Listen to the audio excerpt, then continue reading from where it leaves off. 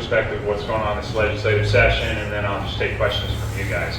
And we have a total of an hour here or something Yeah, like you that. can try to shoot for 10:30. Okay, 10:30, so I'll use less than half the time, and then let's say I'll mix mine up with questions. So first of all, I'll kind of give you some, thank you for coming, and I'll give you a little bit of perspective of what's going on in this legislative session.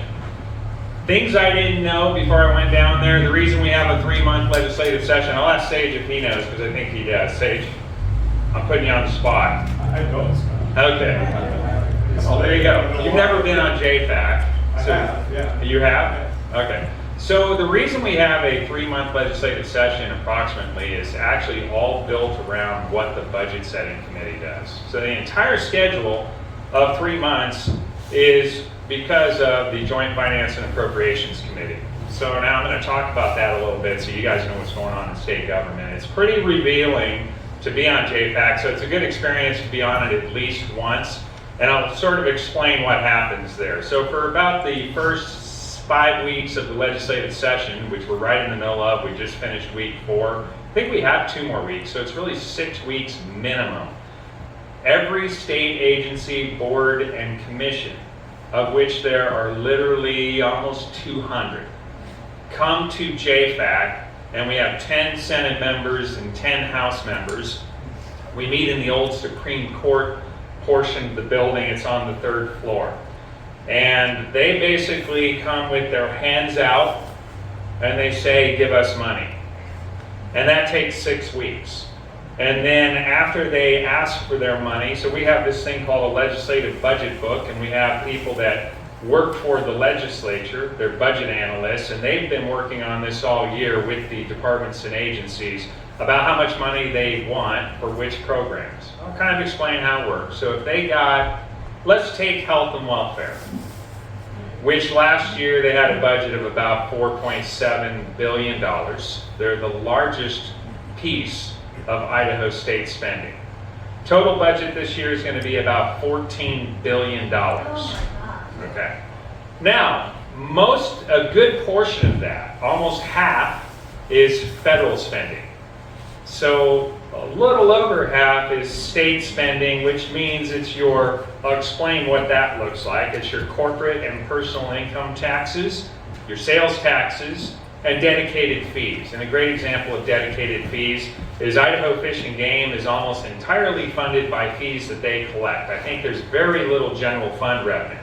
When you pay your corporate personal income tax, and when you pay your sales tax, that goes to the general fund. And we actually don't send any money to Idaho Fish and Game, virtually zero, from the general fund. License fees and other fees that they collect pays for everything that they do. Another example is parks and recreation. So we have several state parks up here. A lot of their funding comes from dedicated fees. So when visitors pay a fee to enter into the park system, that's basically their budget. Those are a little easier to say yes to.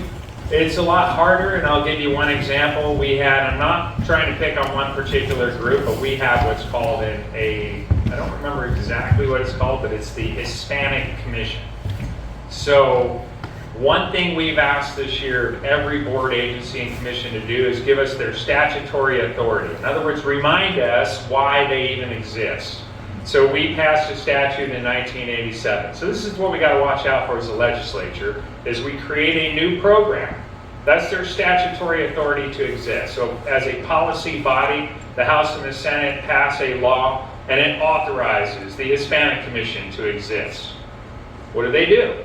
Well, I don't remember the exact numbers. About 200,000 people in Idaho are Hispanic, so 1 out of 10 people, is that right? 2 out of 10 people, something along that nature, are Hispanic, and they're the fastest growing population in the state.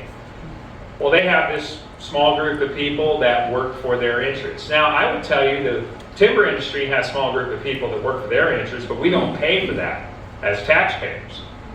They raise their own money and pay to advance their own interests. Those are called lobbyists. In case you didn't know where we got the term lobbyist, it goes back to one of our United States presidents who used to stay in a hotel in Washington, D.C. Then people who wanted to advance their interests would hang out in the lobby, and every time the president would leave the hotel to go over to the White House, They would, hey, Mr. President, they would grab his time. And so those people that were hanging out in the lobby to talk to the president, that's where we got the name lobbyists. Okay, so basically the lobbyists for Hispanic interests we are paying for them to advance the Hispanic interests. Well, I look at that, and I looked at the statute, so I asked a question in JFAC, and the statute clearly says that you can get your money for this commission from public funding, or you can raise it privately. So I asked the representative of the Hispanic Commission, and I said, do you have any private funding? And she said no. And I said, have you ever raised any private funding? And she said she had been with the Hispanic Commission for 25 years. Wow. And we created this Hispanic Commission in 1987, so she's been there almost the whole time. And the answer is no, they never raised any private funding. So honestly, as a member of the budget setting committee, and it's not a big amount, believe it or not, you get to the point where $600,000 or $1 million is not a lot of money. Because some people are asking for $400 million for a project. So this looks pretty small.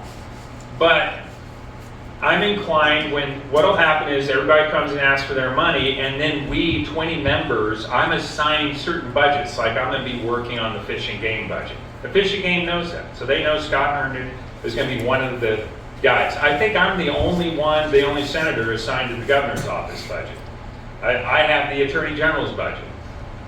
And so they figure out who you are, and they'll come and spend extra time with you, because nobody gets any money until the legislature approves the money. That's one of our critical jobs, is we are responsible for appropriating the entire state budget, even federal money. No federal money that gets given to the state of Idaho can be spent until the legislature creates a budget bill, and then we pass the budget bill out of the Joint Finance Committee, and we send it to the Senate floor, and we send it to the House floor, and it has to pass at both places. So that's how the budget setting process works. So we're going to spend weeks here having them ask for money, and then we are going to determine, should we give them that money? And I'm going to be inclined frankly, I'm going to be a no vote on a lot of budgets this year. And I'll just give you another example. So by the way, if you're not watching my Twitter feed, you should. Twitter is generally a cesspool of information, but I am using it to put up a little video so that you can see what kind of questions I'm asking at JFAC. So another good example is you've got $330 million funds Boise State University. Okay, so that's their total amount that comes out of the general fund. So that's your sales taxes, that's your personal income and corporate income taxes. They're also receiving money from student tuition and other sources. With Boise State University, so we just see the big number, $330 million, and at Boise State University is Boise State Public Radio. Has anybody listened to public radio lately? All right. So, what do you tend to get over the last 2 years from public radio? You get propaganda on COVID and the pharmaceutical vaccines and basically the pro-COVID propaganda of what I would call the establishment interests. You get a climate change, man-made climate change propaganda. You get pro-abortion propaganda. You get pro-LGBTQ plus propaganda. That's what you get out of Boise State Public Radio. So when Boise State University President Marlene Trump came to JFAC, we asked her a number of questions, but I asked her, what is the budget for Boise State Public Radio, Boise State Public Radio, which wasn't in our budget book. And then they have to get that information back to us, and I found out that the budget is $6.4 million. What? Although I will say, $6 million of it they raised themselves from listeners. So we fund $400,000, and that pays for student staff to work at Boise State Public Radio. And my plan is to strip out that $400,000. And by the way, I'm working on the university budgets. That's one of the budgets I'm going to do. So we'll take their request. I'll back out the $400,000, and I'll say you can go get that $400,000 from your listeners. Taxpayers are not going to pay for leftist propaganda in the state of Idaho. Sorry.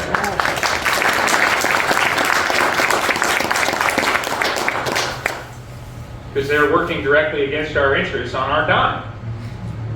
So you can go raise your own money and do that. I'll give you another example, Idaho Public Television. Same thing going on there. If you look at a lot of what kind of programming is on public television, and we pay $7 million for Idaho Public Television. And they're using it to buy programming. They're going to claim, well, but we run a series of radio, and if you look, there are a bunch of towers across the state of Idaho, and that's one of the things we're paying for. So I said, well, tell me what the portion is of your budget that pays for these towers for emergency broadcast network. Maybe that's legitimate. They also are the entity that's responsible for live streaming the Supreme Court of Idaho and the legislature. I think that's a pretty valuable service. How much does that cost? So we asked them, and it's about $1.5 million. So they're asking for $7 million. 1.5 million of it may be a legitimate thing we want to cover. So we'll go ahead and back $5.5 million out of their budget and tell them they can go raise that elsewhere. That's going to be my approach this year. Monday at the Senate Education Committee, Boise State Public Radio will be there giving us a presentation, which will give me a great opportunity because that's a policy-making body, so I can ask them about some of their programming. And that should be fun, and I'll probably put up a couple of their answers on Twitter. So we'll see what they say. All right, so that's JFAC. So basically the whole legislative session is centered around JFAC, and in the end I'll end up carrying about 15 budget bills. So I'll have to get familiar enough with the budgets to carry those on the Senate floor once we pass out of JFAC. The good news is JFAC looks fairly conservative this year. We have 2 brand new chairs, Scott Grow in the Senate and Wendy Horman in the House. And what's really interesting this year is the House side, and Sage would know a little bit more about this. Mike Moyle is the Speaker of the House. And they are basically, historically, we've been voting as 20 people collectively in a joint committee. Now think about this, if you have 20 people, everything else we do in the legislature has to pass the House and the Senate separately. So in this committee, we have 20 people together, and you need 11 votes to get a budget bill out of JPAC.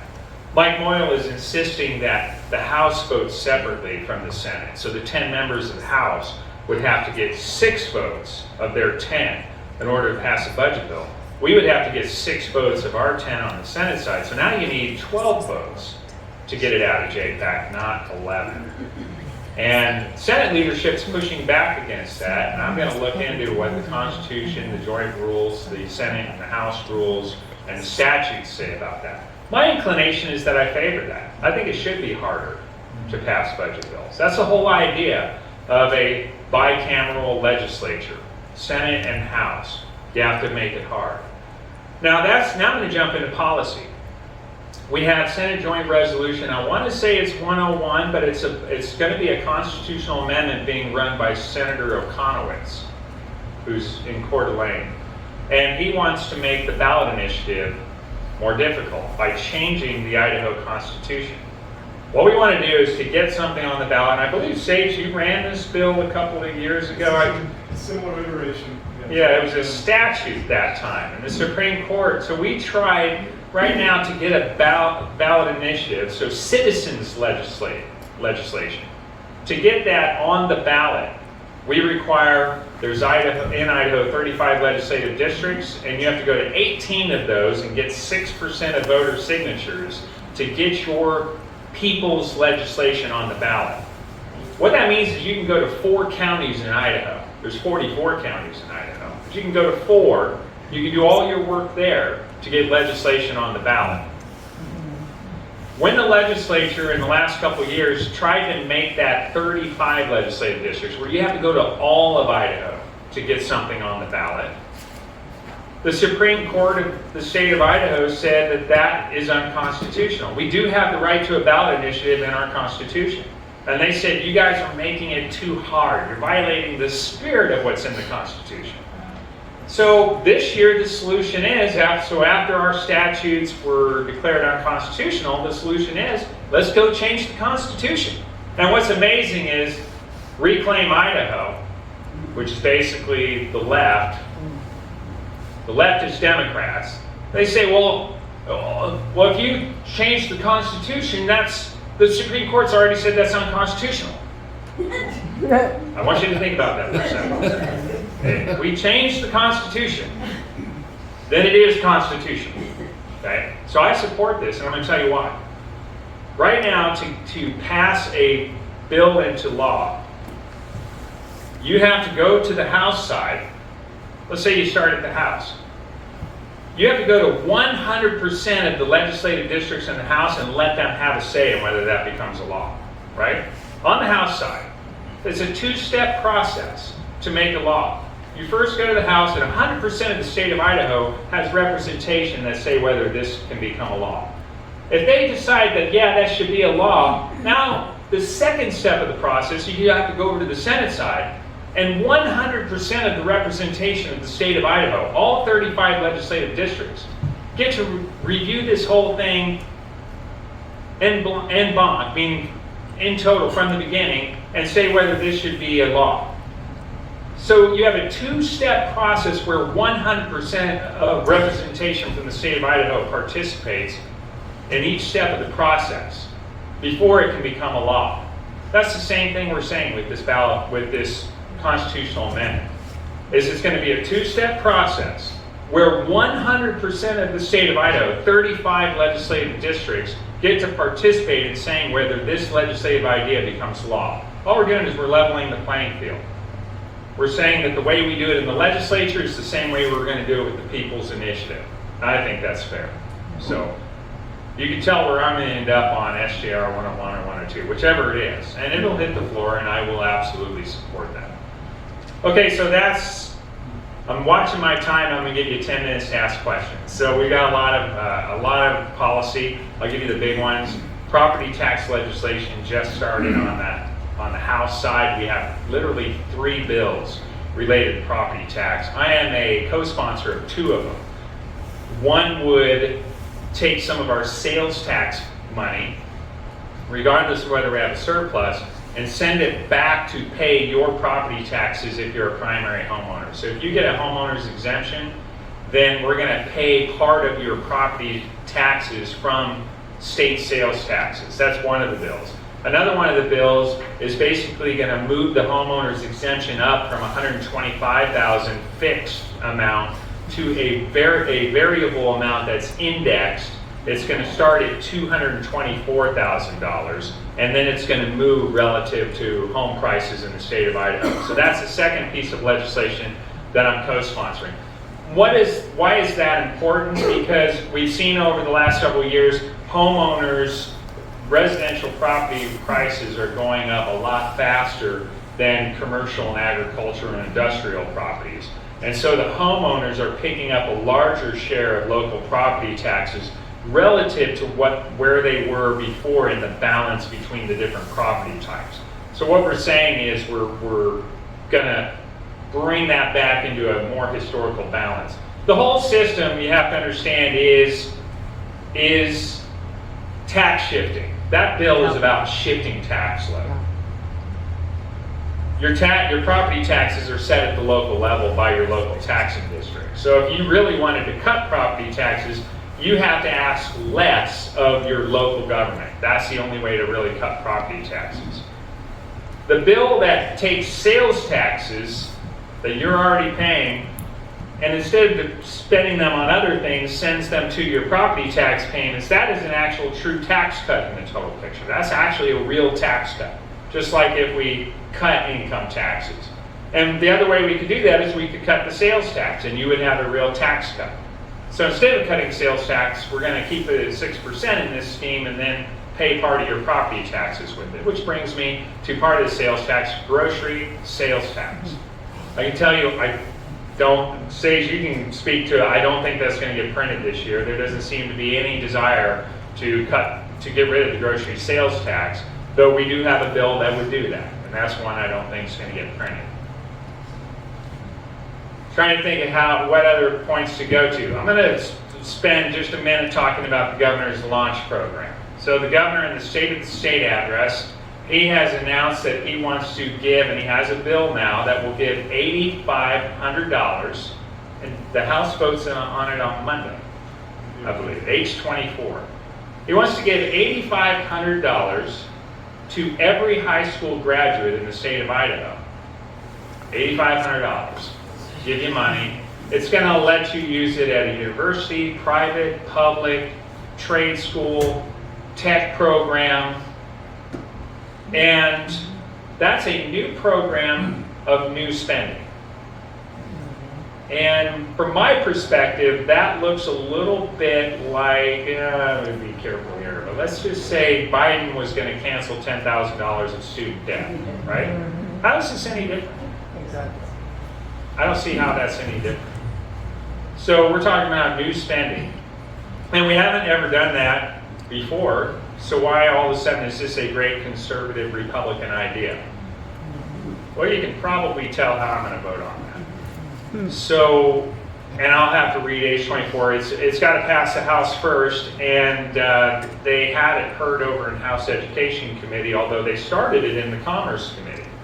It almost looks a little bit like they want to avoid the Senate Education Committee.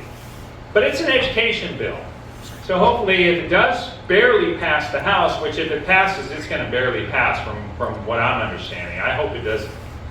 But if it does, then the pro tem over in the Senate should direct that to Senate Education Committee. If they direct it to some other committee, then they're trying to avoid conservative Republicans on the Senate Education Committee. So you'll know right away they're playing political games. And we'll have to see what we can do with it at that point. But I am opposed to any, the governor wants to take $1.5 billion surplus, and he basically wants to spend all of it. He doesn't want to give you any tax cuts. He just wants, he's got if you look at the agency requests on JFAC, and we have a $1.5 billion budget surplus and the agencies aren't requesting any more money, the governor wants to spend $1.3 billion of the $1.5 billion surplus in new spending. Now I'm just going to give you a quick COVID summary of federal spending. Yes. Talk about the supplement issue. What's that? The supplemental appropriations, because that's speaking to what you're saying right there. Yeah. I understand that. Yeah, let's talk about supplemental. So we're in the middle of fiscal year 23. We have 5 months left in fiscal year 23, and we have this process called supplementals. So we appropriated a certain amount of money last year for fiscal year 23. Now we're in more than halfway through fiscal year 23. So the agencies are coming back and saying, hey, we want to get authority to spend additional money. Those are called supplementals. And I'll give you a great example. We just looked at one a couple of days ago with ITD. The governor wants to spend $400 million in a supplemental on bridges in the state of Idaho, meaning somehow they've already got a plan to spend in the next 5 months $400 million more than they had planned for last year, and that's the supplemental. So he's chewing through the surplus immediately if we approve all of his supplementals. And my opinion is that's not really a good way to run state government. They should have told us last year for fiscal 23 that they were going to spend this money. So this is, hey, we got this money, let's spend it now. Let's talk about all the COVID money that we got from the federal government. We collect a total of about $6 billion a year in corporate and personal income taxes and sales taxes. That's your general fund revenues. Per year, $6 billion. There were 4 bills that the federal government, the Congress passed related to COVID.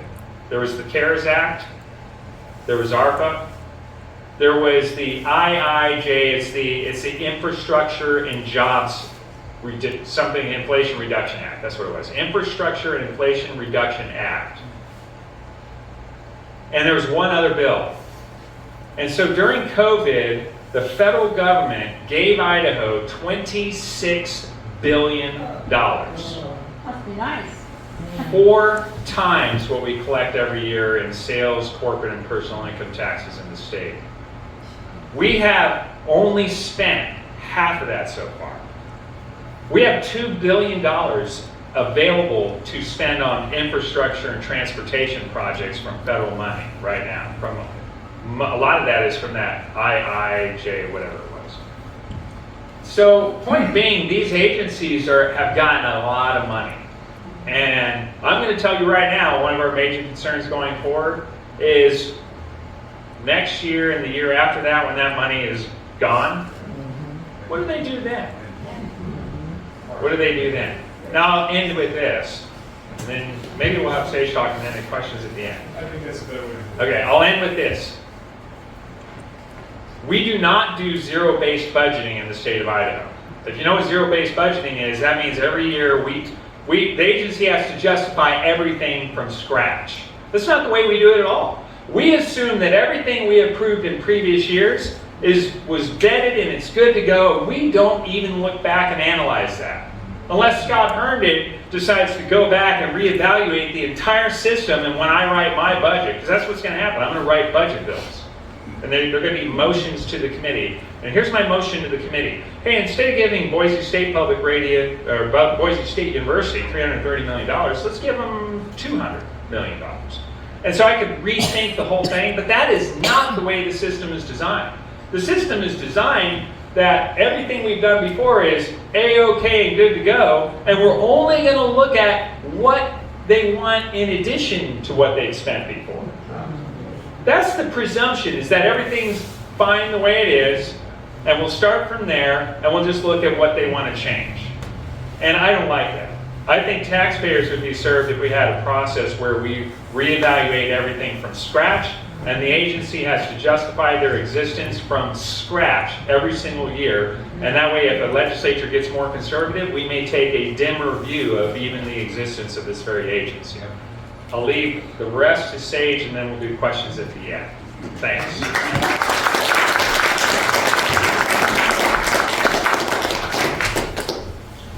Okay, well, thank you for being here. And I suggested that we take questions together because the majority of the things that I was going to address, the good senator just addressed as well. The session has started off a little bit slow.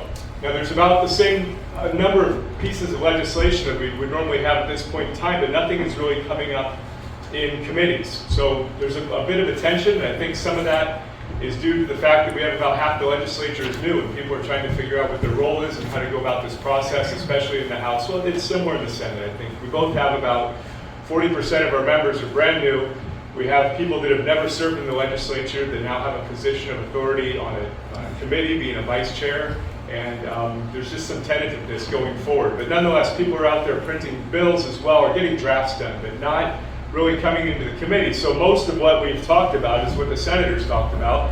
And I will give you a little bit of a House perspective, and of my perspective, having been there for 8 years now and seen some of those things. Excuse me. I was going to talk about property taxes. That's a big thing that was, yes, last year and at the beginning of the session as well. Many ideas, thoughts. We've heard from our constituents all over the state about how bad property taxes are because of all the people moving into the state, and our assessments are going up and doing that. 3 bills, as the senator said, were printed on Thursday in the House Revenue and Taxation Committee. The chairman has been trying to advise people to work together, to whittle down all these ideas, because there are a lot of different ideas. The 2 the senator mentioned, both those gentlemen have been working very diligently since last summer, getting some consensus on there, working with stakeholders, being the local entities, cities and counties, and I'm sorry, excuse me. There's a lot of bad air in Boise, I'll tell you that. I've got water, can't help it getting sick.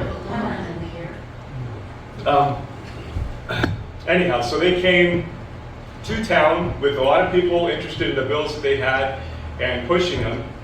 The chairman of the House Revenue and Taxation Committee had some ideas of his own, and this is the 3rd bill that the senator was referencing to, and this one is far more complicated than those other 2. Those other 2 look at the problem directly. The one that Senator Grove has is very clean and easy. It's just you're taking a certain percentage of sales tax and it goes right to your property tax, so you would see that immediately, or in your mortgage it would get put into that formula a little bit.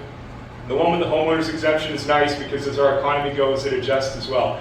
This one is a jumble of stuff. There's something for everybody to like and something for everybody to hate in this bill, and that's difficult at times because out of the 4 main sections, 3 of them are really good, but one of them you may not like the way it's doing it, so it makes it difficult to vote on bills like that. They all deal with property taxes, so it's okay for our state constitution, the way we do bills, to put these things together, but it's a little bit harder than a bill that is just pretty straightforward like the senator's bill in doing that. This one takes $300 million at the outset from various funds. There's a property tax, well, not a taxpayer relief fund. There's our Wayfair fund, which is online sales tax. They're sales tax dollars to total about $300 million to directly offset school districts. It would go to school districts, and then it has a 4-step hierarchy of how it would address the taxes that we're paying for school districts. We don't like that. Many of us up here in North Idaho don't like the bonds. Well, we don't have bonds so much as we have levies in doing that. The primary thing that this would do with that tax offset, and this would be calculated per child, average daily attendance in the school, like we calculate how we pay the school districts as well. So with this $300 million, it would get divided among all the school districts. The first thing they have to do is remove any bonds that they have. Pay off the bonds, get those off the tax rolls. If they don't have a bond, the second thing is levies. And that's what we have to deal with up here in the north primarily is levies. Those would be the second thing to roll off in this hierarchy. The third thing, if bonds and levies are gone, they could use that money to do improvements for life, safety, and health within the school. The fourth one is it would have to sit in a fund to be used for facilities improvements. So the point is to get those additional property taxes that we vote on every couple of years for our school districts off of there. You have these funds going in consistently every year that would be used in that way for operations and also for buildings. Facilities are a big problem throughout the state. In the southern part of the state, it's mainly they need new schools because they're growing much faster than we are. Up here, we have a lot of old decrepit schools that we're being asked to pay for quite a bit. Here up in Boundary County, but also in West Bonner County and even in Lake Pend Oreille. So that is the point of this bill. Included in that is a rise or an increase in the homeowner's exemption to $150,000 from $100,000. It removes both the March and August election dates that school districts can have. They get irritating to many of us. If you don't pass it correctly in March, they'll come back in May. If you don't pass it in May, it's August. And so we've tried for years to remove that. So they're kind of putting this in this bill with the thought that they won't have to be running them anyway. So people will accept that and take that off. There's a separate bill. I don't know if it came out of the Senate. It may be the House, but there is another attempt this year just to remove those 2 election dates anyway. So we'll have another shot at that even if this bill doesn't go through. And the fourth component, darn it, I just forgot. I went down a rabbit trail. There's a fourth component to it that it's not directly related necessarily to property taxes, but it adds to the will for somebody to vote for this bill. So that one's really complicated, and I think it's being pushed heavy by the chairman, and he's lobbying a lot in our body, but then the other 2 gentlemen are lobbying as well. We'll just see what happens. These are the 3 that come out of the House. We're trying to encourage those folks to work together as well, because nobody's going to vote against a property tax relief bill. And so you're going to have these 3 be voted on in the committee and come out of the committee. They'll come to the floor. Don't know what the Senate will do with them. It'll probably be the same situation in the Senate where you don't want to be the one unless you have a very, very good reason to not like one of these, but they're all a good solution. Some are more comprehensive and address different things in doing that. So we'll see how that goes going forward. The launch program, that's been an issue. Now that I'm in House leadership, I was able to meet with the governor before he presented his State of the State speech, and they brought this thing up. And I was a little quiet at first, but then I said, well, this sounds like free college for all, which is what Oregon has done and California has done, and I think Biden was suggesting that as well. And they tried to ease my concerns about that, in that if every student, there's basically 10,000 grants available, we have about 20,000 students, but as we've worked through these numbers, it basically ends up that anybody who wants this grant of $8,500 will get it. The idea is that it goes through the Workforce Development Council, so it'll be pointed directly at jobs that are most necessary within the state, and this Workforce Development Council is made up of many different industries throughout the state. Private citizens, there's 1 or 2 legislative representatives, but also folks from union representation, different types of industry. So it's kind of a good look at what's going in the state, and they create a hierarchy of jobs that we need. But if people aren't filling those jobs, it essentially can go right into higher ed, and that was a concern of a lot of us in the House. We didn't want to keep funding higher ed with the difficulties we've had with them over the years, and the way that they've handled those dollars, as the senator was referring to as well. We clipped their wings a little bit, BSU in particular, a couple of years ago, removing $4 million from their budget because they were harassing conservatives, harassing the police. Basically, there was a retired policeman that had a coffee shop on campus, and they ran him out of business. They allowed the students to, I'll say that. And they were having segregated graduation ceremonies for different groups that didn't feel like they wanted to be part of everybody and things like that. But there is still a path for these dollars to go into higher ed, and we were trying to not have that happen in constructing this. I don't like this bill either. It's pretty convoluted as well. It is going to be a very close vote, and both sides are lobbying hard. The governor is calling a lot of our new members into his office to lean on them. They don't have a lot of experience, and there's some of them that are under intense pressure right now because they think deeply. There's some folks that are thinking really deeply about this and wanting to do the right thing, but to have a lot of pressure, it's hard on you as a freshman in your first 4 or 5 weeks of the legislature to do that. Just trying to help guide them in the role that I have now and give them the information they need to make the best decision they can, but I don't think it passes off. I mean, I do think it's going to pass out of the House, but maybe by 5 to 7 votes. That's a close swing, as both sides are lobbying, and we'll vote on it either Monday or Tuesday. I think it'll be Tuesday because there's still some lobbying going on amongst the body and the senators in doing that. We are, after having our trigger bill approved, the Idaho Supreme Court said our trigger bill to protect life within the womb is okay, but there's still an issue on the federal side. And so there's some work going on to try and amend that language a little bit within the House so that we will win or have a better shot at winning a case on the federal side, although I think once it goes to the Supreme Court we'll be okay again with that as well, because there's multiple states that have something similar to what we have, and they're okay in going through the process too. But that's a little piece of legislation that's being worked on. There's a number of voter integrity bills in the House as well, trying to continually clean up our system. We have a very good system, but there's still a few holes that can be plugged and make things better. I'm hoping we look at early voting again.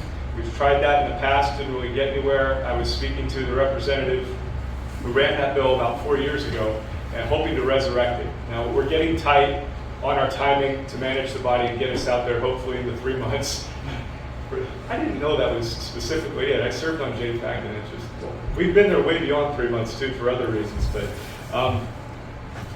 I would like to see that. I don't like early voting myself. I think it's highly abused and it doesn't serve the public very well at all if they're pushing voting, because you don't really get to know somebody sometimes, or you won't get all the information until just before election day, and so it allows people to abuse public's trust in that sense and putting out information before the actual voting day. Right now, we're not even clearly defined. Out in the East, sometimes they vote 10 weeks early.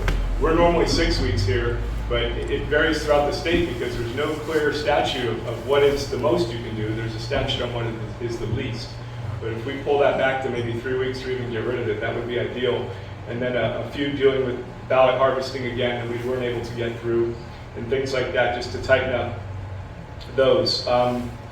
One piece of legislation we got off the floor that will be going to the Senate that came out pretty early has to do with cities that are not enforcing felonies. When the state passes a law and says this action will be a felony, there's some cities, particularly in the South, that have made statements that they're not going to enforce that felony. In fact, they would encourage people to come into their city and they would protect them from that.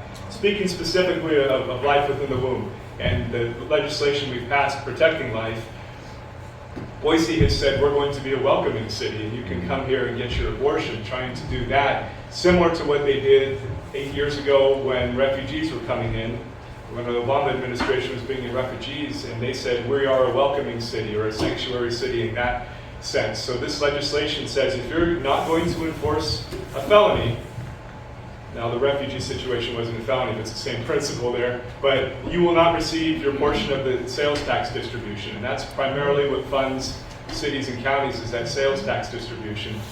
And so that will be withheld from them. The debate was starting to just center around abortion. The Democrats are going to make a big stink about it.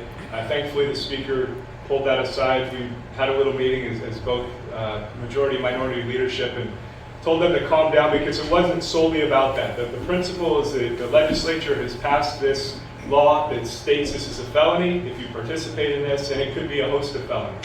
It doesn't necessarily have to be that, but they were trying to make the debate about that just to draw media attention to it for that purpose, as opposed to a city acting outside of its jurisdiction. And in our federalist system, there is that vertical separation of powers as well as a horizontal, where there is a jurisdiction that the federal government can't exceed, a jurisdiction state government can't exceed, and then cities. And when they're doing things that step outside that jurisdiction, that's the purview of the state. So hemming that in was very important. And it'll be going to the Senate. I'm pretty confident that'll pass in the Senate as well, but it'll be interesting to hear the debate. I don't know who that Senate sponsor is, but I was happy with that bill. The JFAC voting is a big deal in the House for many of us, and it was something that the Speaker promised to do as he was running for Speaker. Besides the requirement or what would necessitate having more votes, as the Senator spoke of, to us, it goes to the bicameral portion as well, meaning that we are a separate body. And although it hasn't happened very much in JFAC, you can have a minority of House members voting for something and the Senate overriding that essentially. The Senate really liked it, and in the past, the Senate has been far more moderate than the House. The Senate's gone in a more conservative direction, which we're thankful for, but nonetheless, to offer that protection, because our members would have to bring a bill to our body that they didn't vote for necessarily, and try and make a case for it in that sense if it came out of that larger 20-person committee with a majority of Senate and a minority of House. So we're trying to make that separation, and it is kind of a big battle between House leadership and Senate leadership, and then the two co-chairs of JFAC. And they're working very well together, but our co-chair is very adamant that she wants to see this. And we haven't heard a lot of bills yet. The supplementals that I asked the Senator to speak of, normally they would move pretty quickly because they're supposed to address things that happened in the last fiscal year, meaning our wildfire fund. If we had $75 million to spend on wildfires, but had to spend $100 million, they would come back and say, we need to be backfilled. That's all legitimate. None of that's happening right now because we're trying to sort out how we're going to vote. That's even not very clear in the House. Some of our members want to keep it the way it is.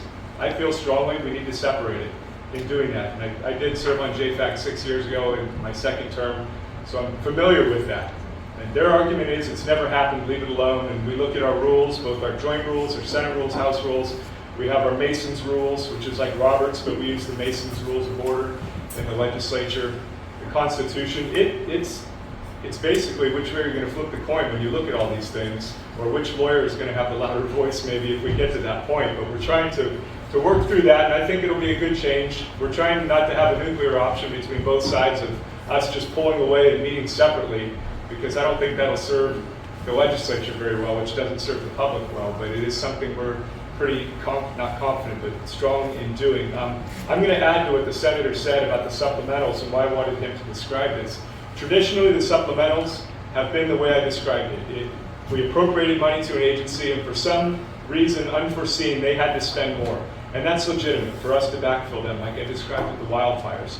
Since we've had these massive surpluses, the government staff has been very creative about what they do with the money.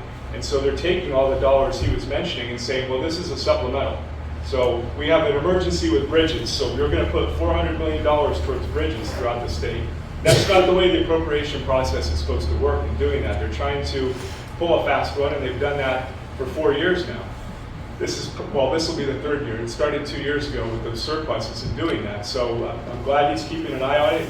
Thankful that he's on that committee. It's very important that we have representation on that committee from the north, because we see things differently, and so much of what happens in that committee affects everything in the state.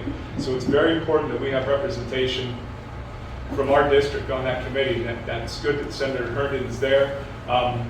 We're hopefully holding off on those. We're going to have a conversation with the governor's office. At least that's what I'm hearing from our co-chair, and I'm assuming those conversations are happening in the committee on both sides, because this is not the way the process is supposed to work. If they want those dollars for something, they need to go to JFAC and put it in a budget. And instead of this budget looking like it only goes up 5%, add $400 million to a budget, that might be a 10% increase. And very few people are going to vote for that. So it's a little shell game going on right now, and we need to hold them accountable, because they're just abusing it. Very smart man that works for the governor's office. He's very clever, and they're not always bad things, but it's just not supposed to work that way. Doing that.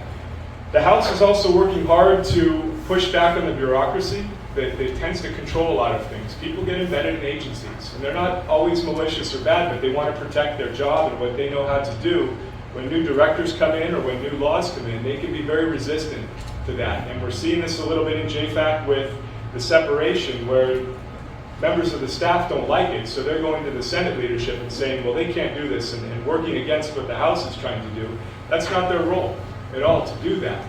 And then other times it'll happen where you have a new director and they're trying to make changes, and the people within the agency are saying, okay, then they go about and keep doing what they want to do, and that director is stymied. It's happened a lot to the director of the Department of Health and Welfare.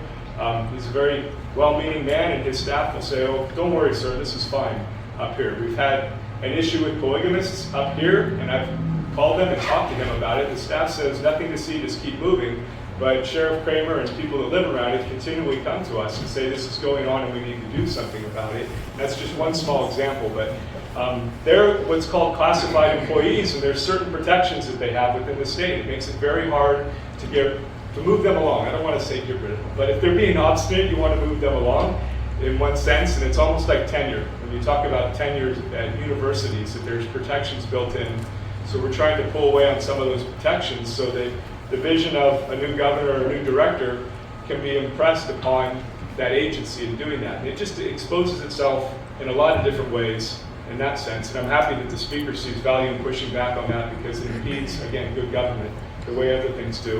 And those are things that are important to all of us. I guess that was about it for the highlights there in doing that. So I think once we get the JFAC situation sorted out, which should happen next week, we're working on it with the Senate. The caucus chair and I are now trying to help with that language rather than just the speaker and the majority leader. So it's a little bit different perspective on trying to sort this out. But I think things are going to start to move a bit quicker now. In doing that, there's a lot of legislation out there. The ballot initiative, there's other ways to tweak that, but we've been working on that for close to 6 years now. And the first time the governor vetoed it, the second time the Supreme Court overruled us. I want to get rid of it altogether. I think the effort is the same, to make it 35 to 35 or get rid of it altogether. It is against our Republican form of government and elected representation. And elected representation is being nibbled away at consistently from the federal level and from our executive branch. And this ballot initiative process may seem like you're losing your voice, but we're elected to be your voice, and not a democracy where you're overruled by one person in a vote. That's not the way we're intended to make law, especially in the state in doing that. So I fight vehemently against that, and I'm trying to get a national conversation going, because if many states start pushing against that, then hopefully it'll be easier to make those changes in our state in doing that as well. So Senator, why don't you come back up here, we'll take questions. Oh yeah, great. Well, let's bring Senator Herndon up because he waited for me. So going back to education, we've seen some other states that have actually made moves towards school choice, where the funding follows the student. Is there anything is there any legislation being written surrounding that for Idaho? Because it looks like it's a smart move if it's done correctly. I think parents should be able to choose whether they want to go public school or private school or parochial school. Do we have that in effect? Yes, it's Senate Bill 1038, and I'll explain the concept. So right now, the way we do education, I'm reading Milton Friedman's book from about 1980. I'll put it up on my Twitter so you guys can see it cover if you want. It covers a bunch of different subjects and includes education. And basically what we have is we have a monopoly, and you can see how it happened in history if you read the Milton Friedman book, on public education, where the government basically runs the whole system.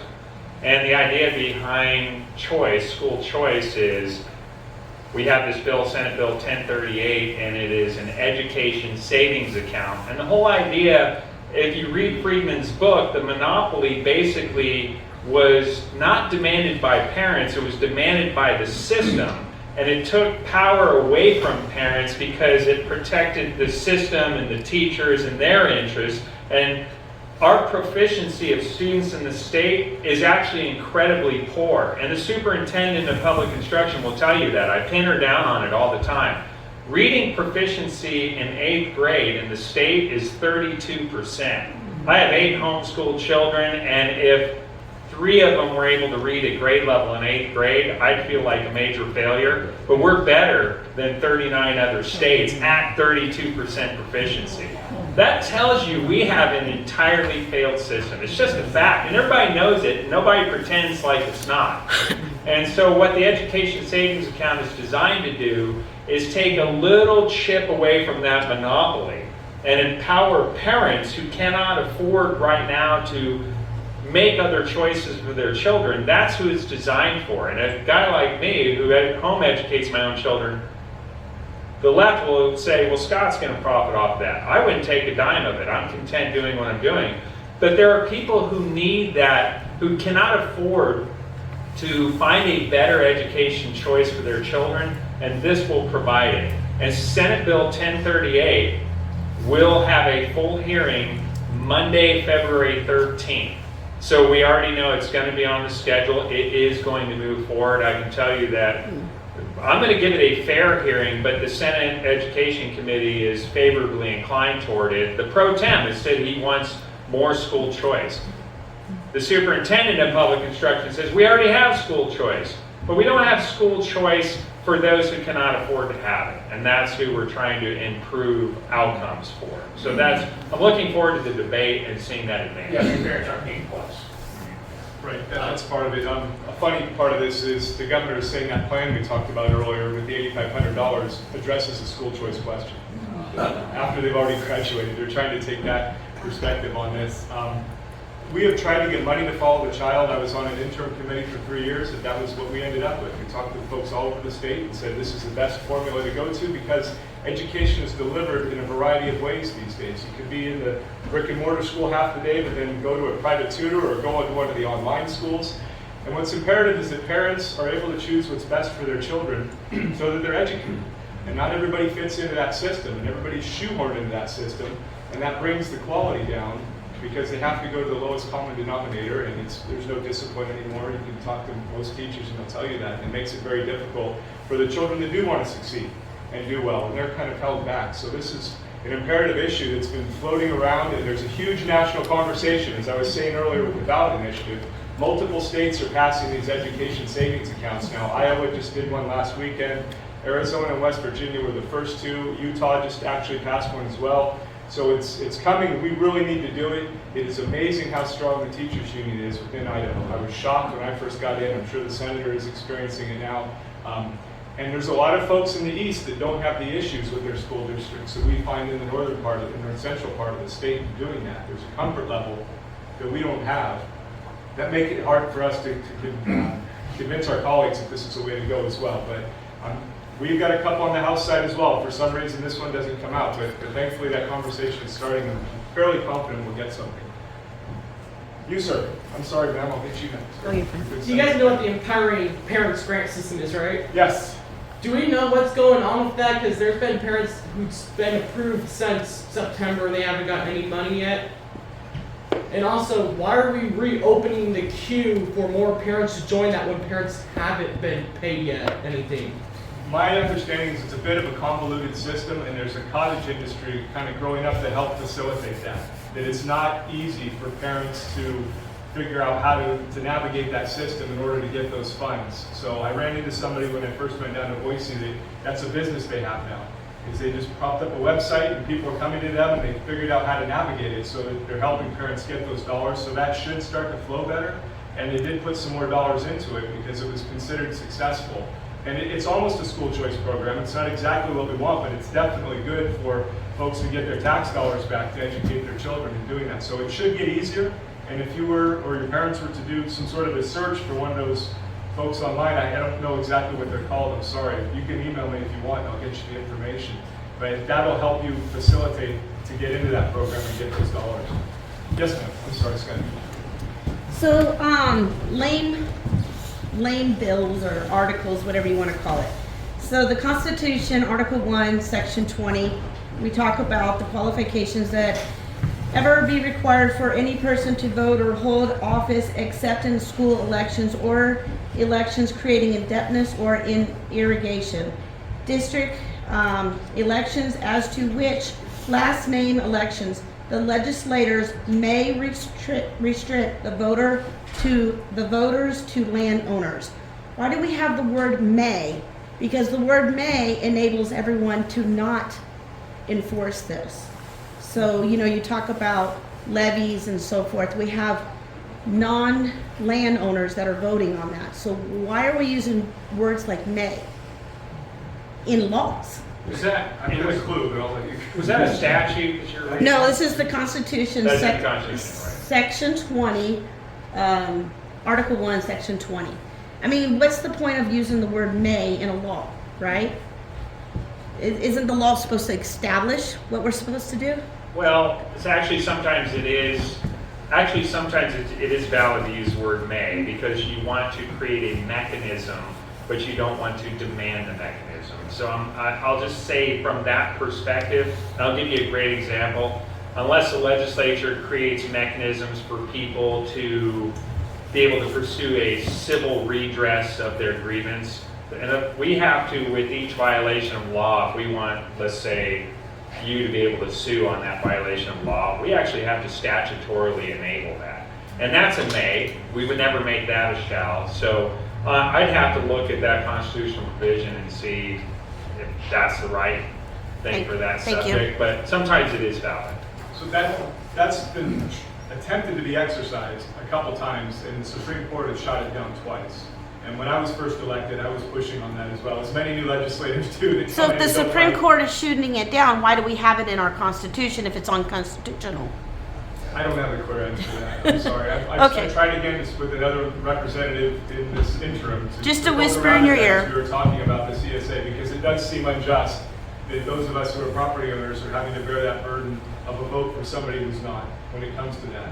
Okay, and thank doing you. that. But I can have a legislative librarian dig into those facts for you, but that's just my surface understanding, is we've tried to hold that. It takes a vote of the legislature to say this vote can only be done by property owners, and there's that may in there, but there's some argument also about whether that actually means on bonds and levies and things like that. It's just interesting that a non-property owner can enforce us to be I agree. taxed. I wholeheartedly agree. Thank you.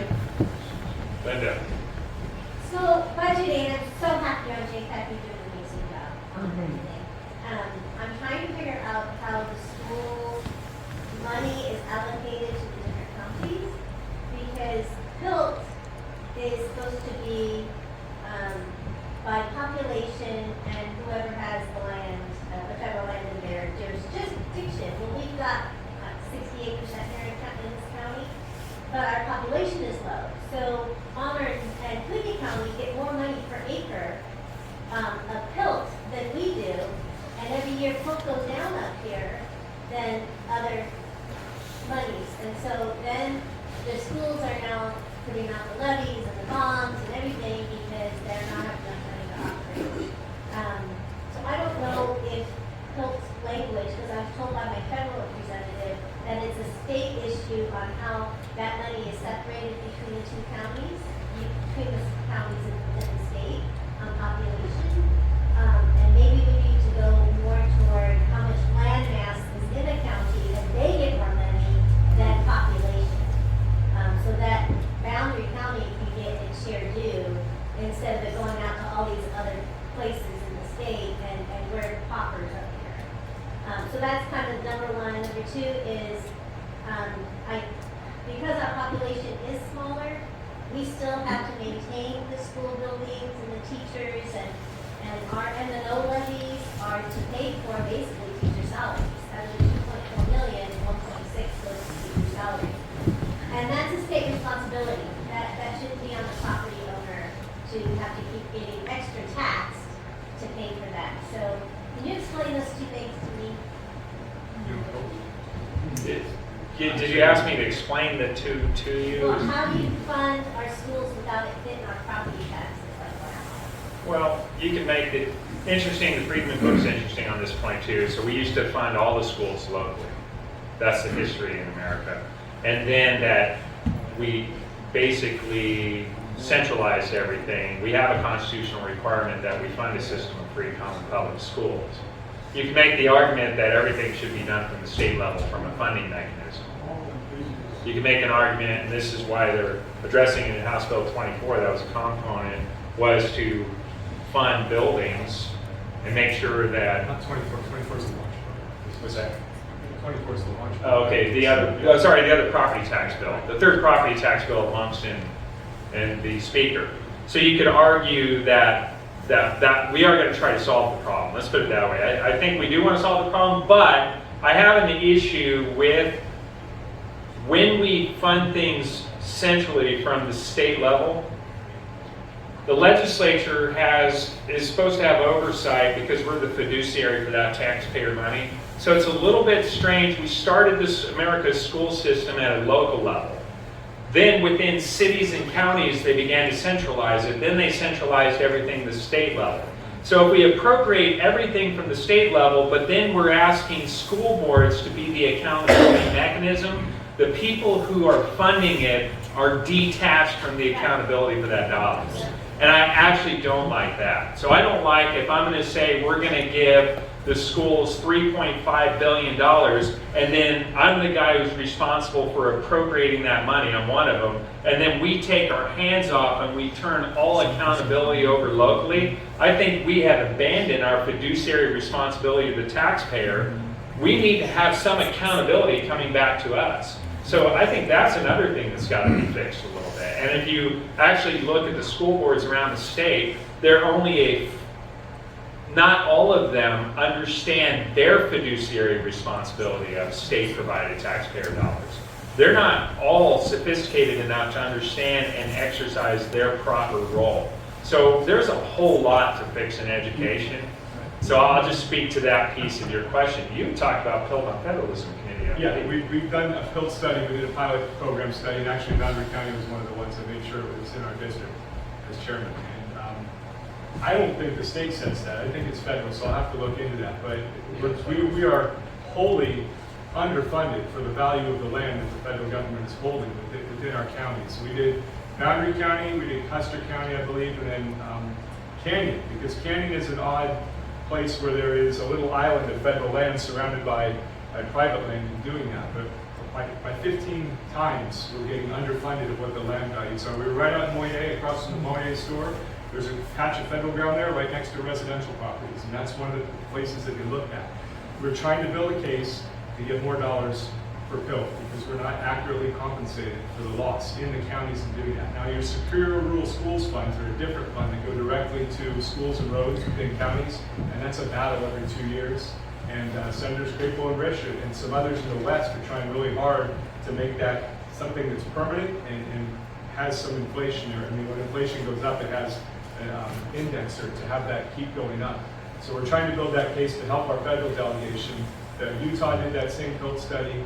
Wyoming, I think, is about to. We're trying to get many of the western states so we can have all those representatives go and say this. But I think we get roughly 75 cents for our acres here. Custer County gets 30 because they have 90% federal land, but only about 900 people in that whole county. And so they get nothing, which is, you're right, it's skewed horribly in doing that. So we're trying to make those changes as we can. It's not our purview, but we push it up. And I'll check on that. What he said is the money comes from the Fed to the state, and then it's up to the state how they distribute the money. And so these are the state statute that says it's on population and acreage. Yeah, I'll look into that. I didn't that's hear why I that. thought maybe you guys could look at Yes. that law and then change it so it's more on acreage and not on population. No, I agree. If we can, then I would love to do that, but that wasn't my understanding. So I'll look into that. Maybe I'm looking at time and thinking of our obligations. Well, can I jump on that? Yes. So what I want to do is just, no, looking at time, we're going to have to we'll go back to the back right and then to Scott, and then that's probably all we'll have time for. We'll have to really keep it short. Yes, ma'am. Christoph, thank you for the work that you're doing. Doing a good job. I did want to ask the status on House Bill 66. House Bill 66. What's going on with that? Yeah, House Bill 66, is that our voter ID requirement? No, she's talking about what is the status Oh, no, of the. CTS false reports. No, No. this is the provision that defends. She's talking about the new bill for 666. 666, thank you. Yes, the new one. All right, so 666, great bill. That was Yes. the library, well, I'll explain what that We did our was. job in the House. We last year passed the House and then the Senate didn't hear it. And that was a bill, and actually I think almost every Republican except one or two voted for it in the House. So it passed overwhelmingly. And right now it is a crime to give harmful materials to minors. Unless, and we have 3 exceptions actually, if you're the parent, if you're a school, or if you're a library. And it's a felony, so this is in Title 18. So that's what the bill was. And then people say, well, what kind of materials are you talking about? And the left will give you these fake materials. It is very clearly defined in code what is a crime to give to a minor. So we do have a bill this year. It's on the Senate side. Senator Carlson is running it. However, there's actually pushback from certain interests that don't want it to be a crime. So for schools and libraries to give what would be a crime for anybody else to give to these minors. So I don't know we're gonna get it heard. What we're making sure to put in place, and I actually think this would be even more effective, is a private enforcement mechanism. Meaning any of you could sue if you didn't agree with local Right. library. Yeah. And that, I think, is gonna, what that will do, it'll actually be more effective than having a criminal penalty, because the libraries, because they don't want to get sued because they probably can't afford it, they're going to be very careful about the materials they Yeah. provide to minors. And so I think that's the right solution. That's the solution we currently have drafted. Cindy's office, Cindy Carlson, is right next to mine. I've talked to her a lot about it.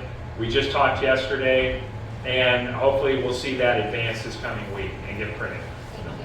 Thank you. I have one more question, Scott, and then we literally are out of time because we got to get to Stanford.